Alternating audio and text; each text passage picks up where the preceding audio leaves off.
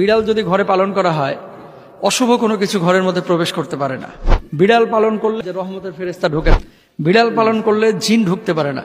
মোহতারাম, বিড়াল পালন করা এটা জায়েজ কিনা এবং ঘরের মধ্যে বিড়াল থাকলে কি কি লাভ, আর বিড়াল যদি কোনো কিছুতে মুখ দেয় তাহলে কোনো ক্ষতি আছে কিনা।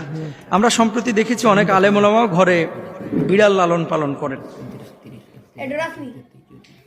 খুব ইম্পর্টেন্ট একটা বিষয়। বিড়াল নিয়ে কৌতূহল শেষ নাই। বাংলাদেশে অনেক আলেমের ঘরে আমি বিড়াল দেখেছি এবং আপনার আশপাশের অনেক ভাই বোনের বাড়িতে বিড়াল আছে। কেউ কেউ বলে থাকেন বিড়াল যদি ঘরে পালন করা হয়, অশুভ কোনো কিছু ঘরের মধ্যে প্রবেশ করতে পারে না। বিড়াল পালন করলে জিন ঢুকতে পারে না।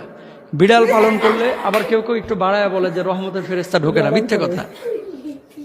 বিড়াল পালন করলে রহমতের ফেরেশতা ঢুকবে না বা বদজিন ঢুকতে পারবে না, বিষয়টা এরকম না।